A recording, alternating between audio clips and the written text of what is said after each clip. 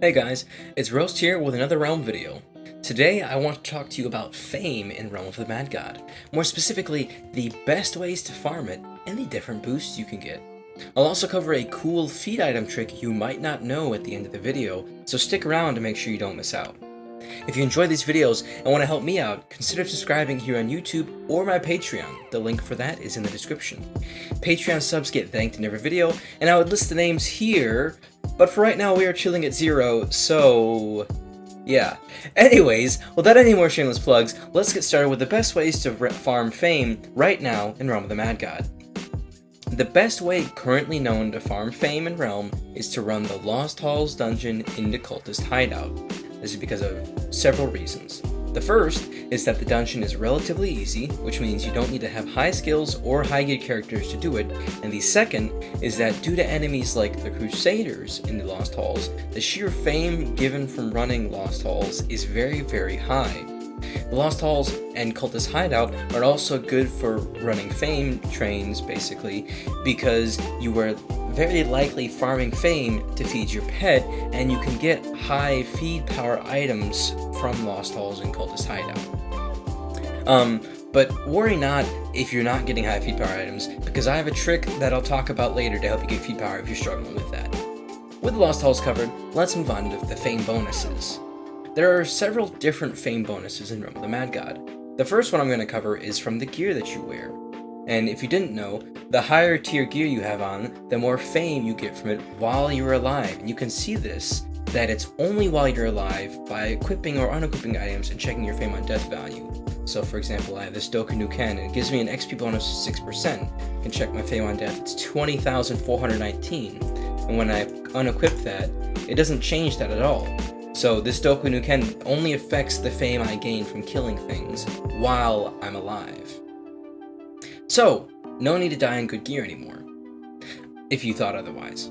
On the flip side, your fame on death value will change by a ton if you go through completing fame bonus challenges like completing sets of dungeons. For example, by completing Deadwater Docks, Woodland Labyrinth, Crawling Depths, The Nest, and Secluded Thicket at least once each, yes, that's only 5 dungeons, you gain a bonus of 7.5% or 2,000 bonus death fame, whichever is higher. There are lots of bonuses like this, and because of this, if I see a dungeon open I haven't done, I will always try to do it.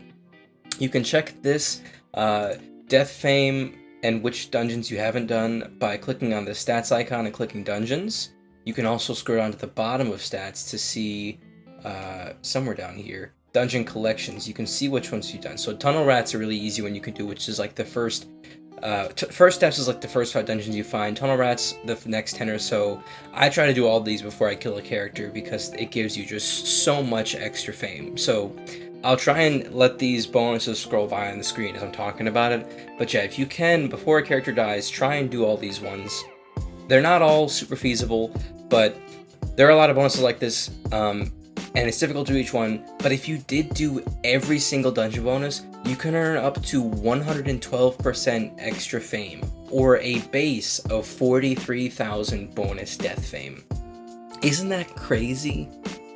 There are also bonuses for other actions you'll take, like slaying gods or humanoids, or maxing out your stats, and etc. But these are usually actions you're going to do anyways, so it's really not worth it to go out of your way trying to get extra fame from them, because you're going to do them anyways as you play the game normally. Hopefully, with these first 2 sections, now you know how to get basically unlimited fame. But if you are struggling with good feed power items, look no further. The easiest way to get a 750 power item is simple. All you need is 3,150 fame, a sprite rolled mark, and the ability to do pirate caves. So here's the trick. You're going to walk up to the shop, you'll click on Forge, you'll go to the last page. Oh dear, scroll down, yeah.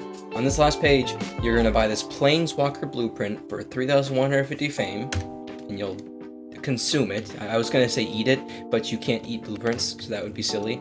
You'll go to your vault, and once you have that blueprint, you can forge that blueprint for only, you can forge the Planeswalker robe or Planeswalker cloak, whichever it's called, for only 60 silver material, which is just 4 crappy UT items, and The nice thing about this is this can be Corsair rings from Pirate Caves or other cheap UTs from like Forest Maces or even Sprite Worlds, whatever you get extra that you don't really need at all of.